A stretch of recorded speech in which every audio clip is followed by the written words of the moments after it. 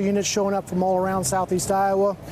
Our tactical unit and members of our police department were out in the bean field initially for 3 or 4 hours, I would guess.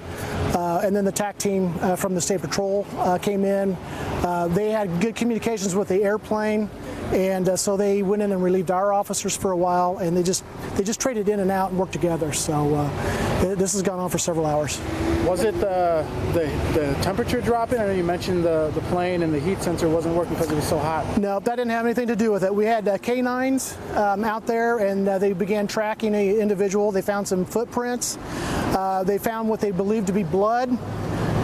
So we had a good perimeter. As long as the guy wasn't at a full run, we figured he's still in our perimeter. It actually ended up over on Lake Road behind a house there in the timber. So was the suspect injured? No. So we're kind of, we don't know really what the blood was from. It could have been from an animal. But that blood trail was a small blood trail. That led us to some footprints, and that led us to the suspect. So that's why we brought him back here, put him in the ambulance right away to make sure that, see if there's any injuries or anything to see where that blood came from. And we really don't know where that came from. We're just guessing. Did he put up any sort of a fight when you found him? No, not that I'm aware of. He was tired? It's a long day for him, I think. Can you give any details as to what his description is like? He's a male?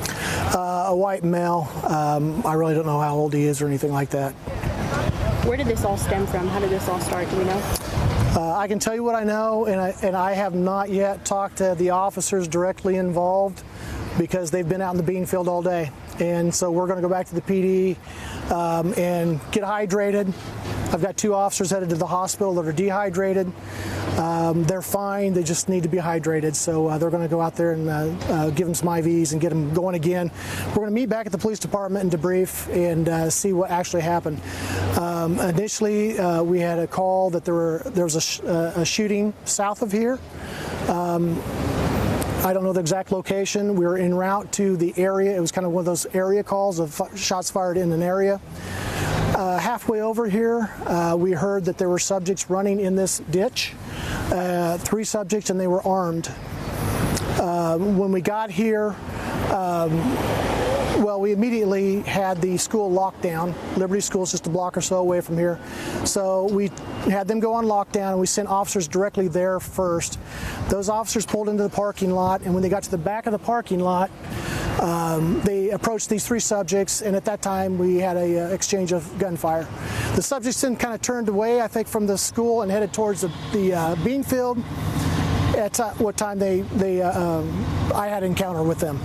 At that point, they were down in the bean field in the grass area, and there was a gunfight at that time.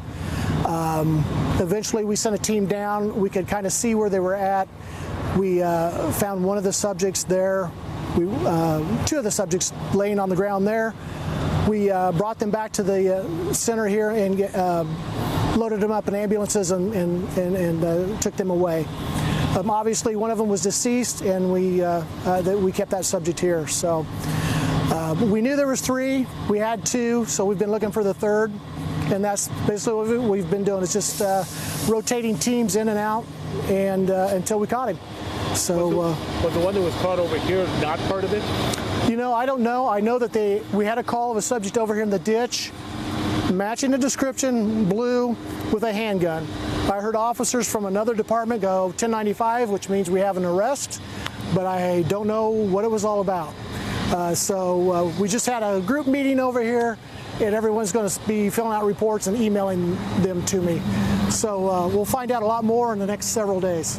So you don't know if that 4th one was involved or not, but for sure there was 3 involved in this? There was for sure 3 subjects that were at the shootout over here. We did get a call of a 4th subject over in this ditch area that was armed. I do not know if they were armed. I just know that officers from another department apparently took them into custody. I don't know if they were part of this or not. I tend to think not, but like I say, guys, this is a fluid situation. I haven't talked to everybody.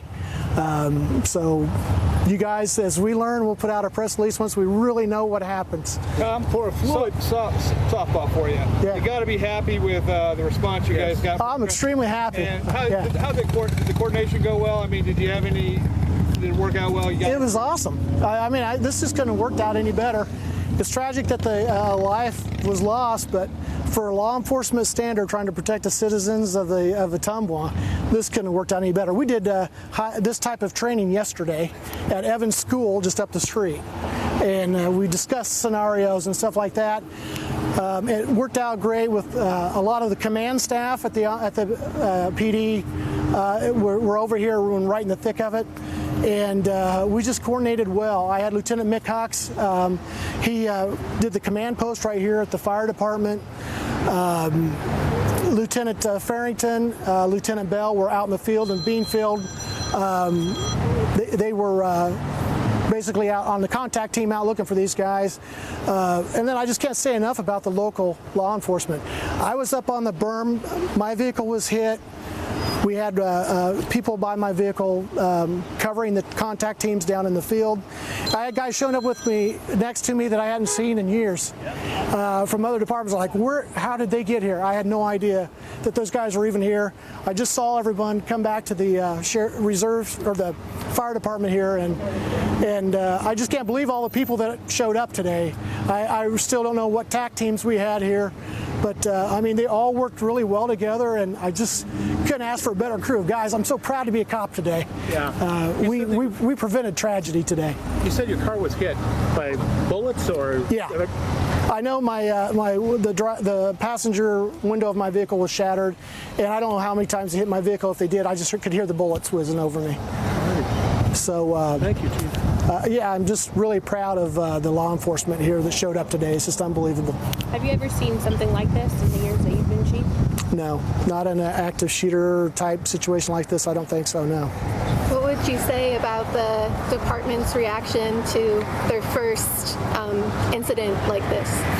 Well, we've been in similar incidents, but our reaction was overwhelming. It was really a great reaction. I mean, I haven't talked to the officers that were on the other side of the field that were involved in the shooting yet, but we'll go back to the PD and regroup, make sure everybody's okay. And but again, I'm so proud to be a cop today because this is just. That was Ottumwa Police Chief Tom McAndrew debriefing the media and everyone about what happened. And in case you missed it, the last suspect, there were 2 suspects caught, and the last one was just taken into custody. He was taken immediately to the hospital. He was a white male, unsure of his age, and the police officers said they followed a blood trail which led to footprints, which led to them finding that last suspect. And they also mentioned that the search started around 1:44. That's when the initial call came in that there were suspects in the area. They set up a perimeter, and they also had multiple agencies from across Southeast Iowa respond to this. They used an airplane to get an overhead search, and that basically followed the blood trail, and that's how we got to this point. And I believe they said he or she, I'm not sure, the suspect was caught on Lake Road. So we'll have more updates on KTVO.com and of course our social media pages, and we'll head back to our regularly scheduled programming. Thanks for watching.